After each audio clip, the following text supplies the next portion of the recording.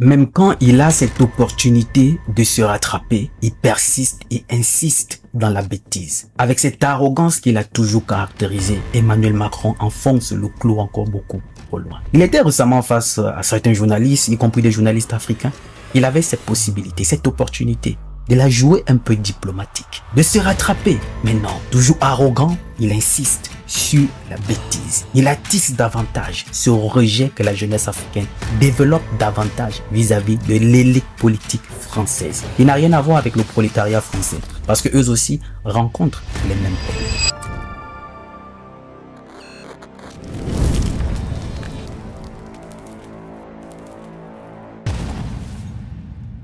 Vous allez suivre cet extrait dans lequel on va déceler l'ensemble de ces mensonges. Par la suite, on va partager la leçon de vie qui se cache derrière. Mais surtout, je vais aussi partager avec vous deux petits extraits des vidéos. Comme quoi, quand lui il prend du plaisir à humilier parfois certains dirigeants africains, lui aussi récemment s'est fait humilier. Et malheureusement, ils sont toujours en train de pleurnicher. Comme quoi, il y a toujours plus fort que toi quelque part. Écoutons d'abord cet extrait dans lequel on va déceler ces mensonges et lui rappeler qu'en réalité, ce discours, ça ne passe plus. Le monde évolue, les choses avec, et la mentalité de la jeunesse africaine a radicalement changé. Il faudrait qu'il mette à jour son logiciel. Écoutons. Le Niger et le Burkina Faso ont tourné le dos à la France au profit de Moscou notamment. Depuis le discours de Ouaga qui était plein d'espoir, vous, est-ce que vous avez des regrets à ça? Des regrets, moi j'en ai beaucoup pour la jeunesse de ces pays. Je vous le dis. Parce que c'est une jeunesse à laquelle je suis éminemment attaché. Je dis pas ça parce que vous êtes là, mais parce que, là encore, on a des millions de Maliennes, de Maliens, de Burkinabés, de Nigériens qui arrivent en France. De familles partagées. Parce qu'on a tellement fait avec ce pays. Parce qu'on a des dizaines de jeunes soldats qui sont partis mourir pour éviter que les terroristes djihadistes prennent possession du pays. Que je peux pas vous dire que je suis heureux. Mais je mettrai peut-être une réserve. Qu'est-ce qu'on a mal fait? Qu'est-ce qui s'est passé? Ce qu'on a mal fait, c'est qu'on n'a pas réussi à sortir de la réponse sécuritaire. J'ai pourtant redoublé d'efforts. Le premier sommet que je fais en juillet 2017 avec tous les présidents de ce qu'on appelait à l'époque le G5 Sahel, j'ai dit, il faut mettre des projets, il faut de la gouvernance, il faut qu'on a... Parce que sinon, dès qu'on arrête un groupe terroriste, il arrive à réattirer des jeunes parce qu'il n'y a pas d'espoir. Et on a un peu payé le prix de la mauvaise gouvernance politique, c'est-à-dire qu'il y a un système politique dont les jeunes ont voulu se débarrasser, je ne veux pas généraliser, dont certains ont voulu se débarrasser, et on a été emporté avec. Mais on n'était pas là par connivence, on était là parce que ces responsables politiques élus par leur peuple nous avaient demandé de les protéger. Et la CEDEAO nous avait demandé de la protéger face au terrorisme djihadiste. Et on a fait ce qu'on devait faire. Et il y aurait sans doute pas, à coup sûr, le Mali ne serait plus un État unique si on n'était pas intervenu en 2013. Et je le dis d'autant plus aisément que j'ai pas eu à porter ce choix, il a été fait par mon prédécesseur. Mais on est resté trop longtemps dans une posture de soutien sans que ça bouge sur les projets, justement, et sur la rénovation démocratique. Ensuite, qu'est-ce qui s'est passé? Des fautes. Est-ce que ça représente le peuple un putsch? Ben non, parce que c'est pas une élection. Et donc, je dirais, en bon français, the jury is still out. Parce que la jeunesse, elle s'est pas exprimée, elle a pas voté. Et au bout de quelques années, moi, je n'ai pas commenté les choses. Comme ils voulaient plus lutter contre le terrorisme, c'est retiré. L'air choisi, il y en avait plus.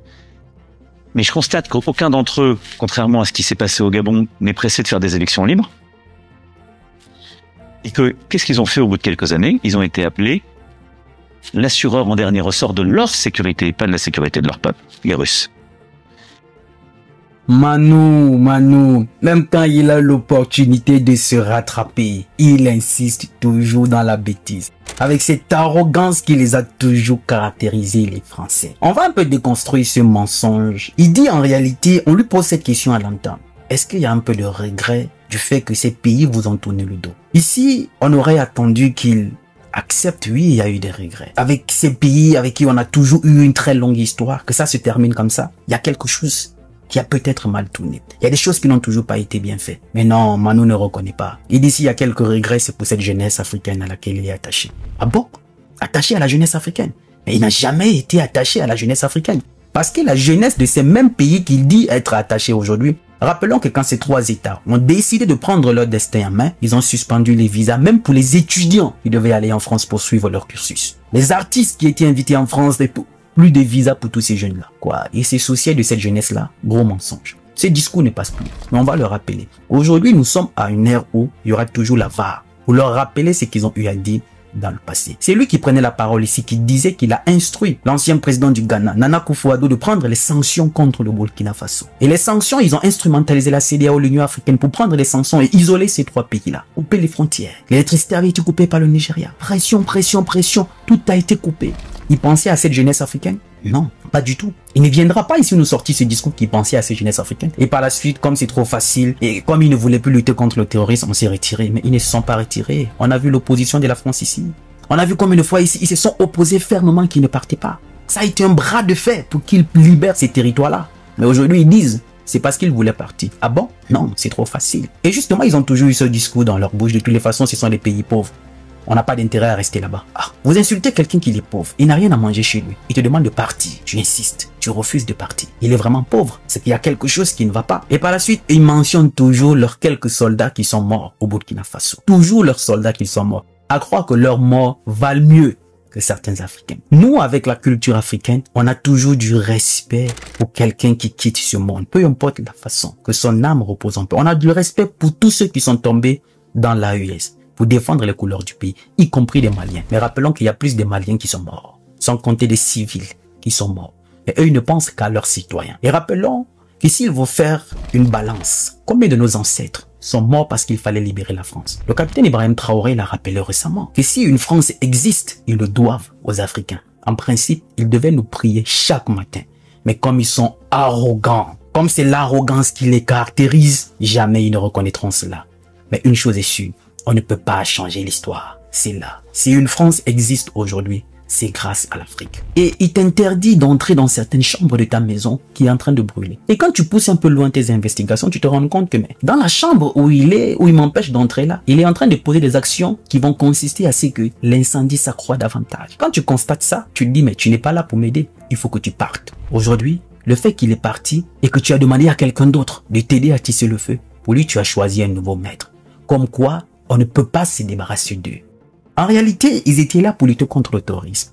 Pendant 12 ans, ils n'ont pas pu. Pendant 12 ans, ils n'ont pas pu. Il y avait des territoires que le Mali a récupérés en une année. Leur départ, il a fallu une année pour que le Mali ait le contrôle total de tout leur territoire. Mais avec eux, toute la technologie qu'ils avaient. Le capitaine Ibrahim Traoré récemment dans une interview disait, mais on se pose des questions qu'ils n'avaient aucune volonté. Si vraiment ils étaient sincères pour la lutte contre le terrorisme au Sahel, avec toute leur technologie, les armes qu'ils ont, les drones, ils ne voyaient pas les terroristes qui venaient attaquer nos villages. Ça veut dire qu'il n'y avait pas de volonté. Pendant 12 ans, ils n'ont pas pu. Oui, pendant 12 ans, vous n'avez pas pu. Partez. Nous, on va trouver quelqu'un d'autre. Peu importe cette personne qui peut vous aider à éteindre le feu quand votre maison brûle.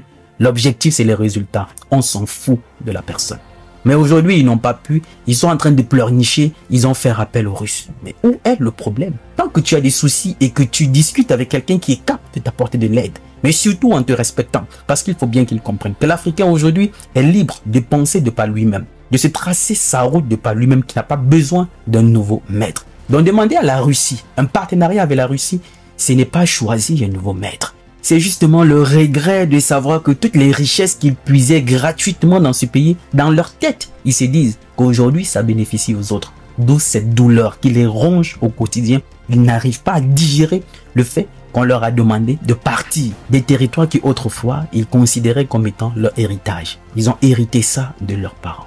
Par la suite, Emmanuel Macron dit en réalité, ils ont fait appel aux Russes pour leur propre sécurité, pas pour la sécurité du pays. Si vous réfléchissez bien, vous poussez un peu loin la réflexion, dans ces propos, il passe aux aveux. Ils ont fait appel aux Russes pour leur propre sécurité, pas pour la sécurité du pays. Vous comprenez qu'ils ont cherché plusieurs fois déjà à les déstabiliser, à les atteindre, mais ils n'ont pas pu. Ça veut dire qu'en face, il y a une vraie force.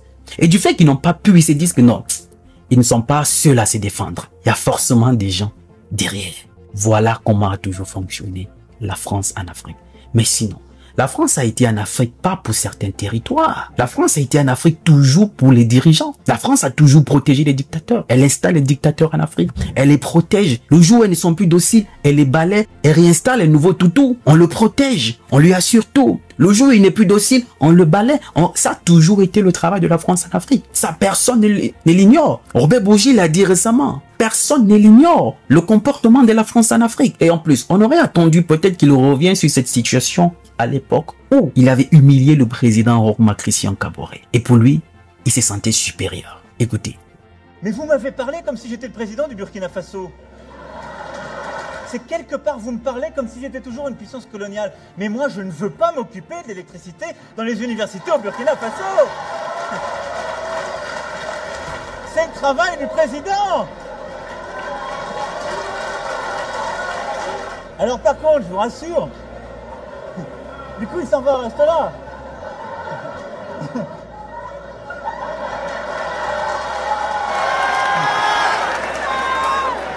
Du coup, il est parti réparer la climatisation. Il est parti réparer la climatisation. Avait-il besoin d'en arriver là? Avait-il besoin de l'humilier autant? Aujourd'hui, remettons un peu les choses dans son contexte aujourd'hui. Aujourd'hui, Macron pourra-t-il oser de dire de telles choses au capitaine Ibrahim Traoré? Jamais. Comme quoi, le respect s'impose. Le respect s'impose. Et le capitaine Ibrahim Traoré, les dirigeants de l'AES, ils ont su imposer le respect. Le respect ne se commande pas, il ne se négocie pas, il s'impose. Et ils ont su imposer le respect. Aujourd'hui, ils ne peuvent que passer dans leurs médias torchons pour les discréditer. Et comme par hasard, celui qui humilie, lui aussi s'est fait humilier récemment par Donald Trump. Ils sont en train de pleurnicher partout comme des enfants. Écoutez. Macron, vous connaissez Macron? C'est un type très gentil, vraiment très gentil. J'ai dit, Emmanuel, comment allez-vous? Il a dit, ça va. J'ai dit, j'ai entendu dire que vous alliez faire payer 25% aux entreprises américaines pour qu'elles fassent des affaires au Mexique. J'ai dit, non, non, vous n'allez pas faire ça, Emmanuel. Non, non, Donald, c'est déjà passé. Eh bien, vous feriez mieux de l'annuler. Parce que si ce n'est pas le cas, vous allez payer des droits de douane de 100% sur tous les vins et champagnes expédiés aux États-Unis à partir de ce soir. Non, non, non, vous ne pouvez pas faire ça, Donald. Vous ne pouvez pas faire ça. En fait, je suis en train de signer tout de suite. Non, non, non. Ok, Donald, écoutez. Nous n'allons pas le faire. Fin de l'histoire. C'était si facile.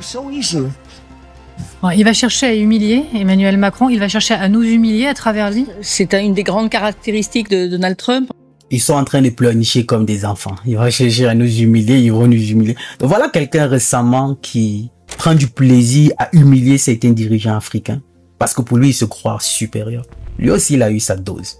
Comme quoi, il y a toujours plus fort que toi quelque part. Ils sont en train de pleurnicher partout. Vous savez, je sais pas, on a tous ce genre de personnes autour de nous. Des amis, des collègues au travail. Tout le temps, ils te lancent des pics, ils t'insultent, tu tolères, tu ne dis rien. L'unique fois où tu vas répondre, il va pleurnicher partout. Il va raconter à tout le monde comment tu l'as insulté, comment tu l'as humilié, en oubliant que c'est lui qui chaque fois a passé le temps à t'insulter. C'est ce qui caractérise le français. Orgueilleux. On les connaît tous de par ce comportement. Orgueilleux. Mais quand il raconte plus orgueilleux que, ça veut dire que cette personne fait l'effet miroir, c'est fini. On commence à te peindre comme un danger. C'est justement ce qu'ils font à partir du moment où ils n'arrivent plus à contrôler certaines personnes. Il y a toujours plus fort que toi, quelque part. Macron, l'histoire retiendra que c'est l'un des plus pires présidents français. C'est le président qui a apporté plus de problèmes à la France que de solutions. C'est celui qui a plus humilié la France, qui a causé beaucoup de problèmes à la France. L'histoire retiendra que c'est sous Emmanuel Macron que certains pays ont récupéré leur vraie indépendance. Emmanuel Macron est celui qui a causé beaucoup de problèmes aux Français. En passant par les gilets jaunes, où il y a eu des morts, où il y a eu des gens qui ont été éborgnés, des gens qui ont perdu leurs membres. L'histoire retiendra cela d'Emmanuel Macron. Parce que dans sa tête, il se croit le Français le plus intelligent, l'Européen le plus intelligent. Mais en réalité, sans le savoir, comme disait le capitaine Ibrahim Traoré, c'est un mal nécessaire pour l'Afrique. Il serait mieux qu'il fasse quand même 2, 3, 4 mandats. Toute l'Afrique sera libre. Qu'ils le veulent pas, notre continent sera libre. À chaque fois que France 24 poste un peu le mensonge, quand je m'en vais commenter, ils suppriment le post. Ils ont posté récemment que les armes utilisées dans le Sahel, après enquête, revenaient des armées régionales. Alors moi, je suis allé tout simplement commenter. Donc, même les munitions aussi reviennent de l'armée régionale. Les 4x4 qu'ils utilisent, les motos, le carburant, toute la logistique, Ça revient aussi des armées régionales. Je crois qu'ils sont trompés d'époque. Et qu'ils ne le veulent pas, il faut qu'ils comprennent que le petit Africain d'hier est devenu grand.